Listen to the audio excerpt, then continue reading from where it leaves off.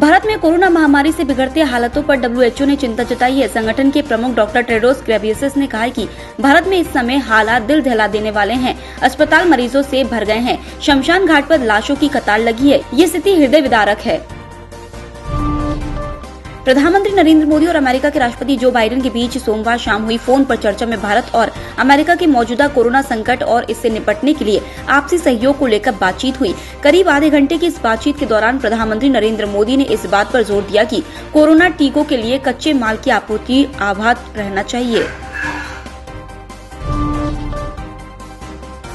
देश में corona virus महामारी से हालत बद से बदतर होते जा रहे हैं। पिछले 24 घंटे में देश में कोरोना के 3,23,144 नए मामले सामने आए हैं। वहीं 2,771 लोगों ने इस खतरनाक महामारी की चपेट में आकर अपनी जान गंवाई है।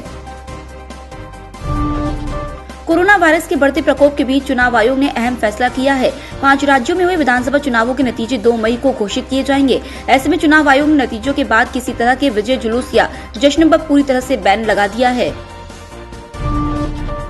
राजधानी दिल्ली के कई अस्पतालों में ऑक्सीजन की भारी कमी है। इस बीच छत्तीसगढ़ के रायगढ़ से ऑक्सीजन टैंकरों के साथ एक oxygen special train Delhi cantt पहुंच गई है, जिसके बाद अब दिल्ली के अस्पतालों में ऑक्सीजन की सप्लाई होगी।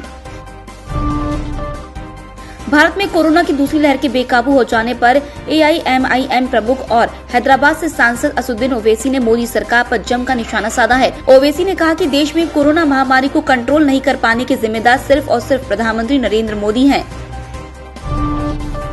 ICICI बैंक को वित्त वर्ष 2020-21 की आखिरी तिमाही के दौरान शुद्ध मुनाफे में 261% का भारी भरकम मुनाफा हुआ है। इस दौरान बैंक का शुद्ध मुनाफा बढ़कर 4,402 करोड़ रुपए पहुंच गया। बॉलीवुड के सबसे बेहतरीन एक्टर्स में से एक कुमुद मिश्रा कोरोना वायरस संक्रमित है। एक दिन पहले सांस लेने में दिक्कत होने की वजह से वह अस्पताल में भर्ती हुए और ऑक्सीजन सपोर्ट पर हैं। देश में कोरोना संक्रमण के बढ़ते मामलों के बीच अस्पतालों में ऑक्सीजन की भारी कमी हो गई है। ऑस्ट्रेलिया और कोलकाता नाइट राइडर्स के तेज गेंदबाज पैट कमिंस ने PM केयर्स फंड में करीब 37 लाख रुपए डोनेट करने का ऐलान किया है।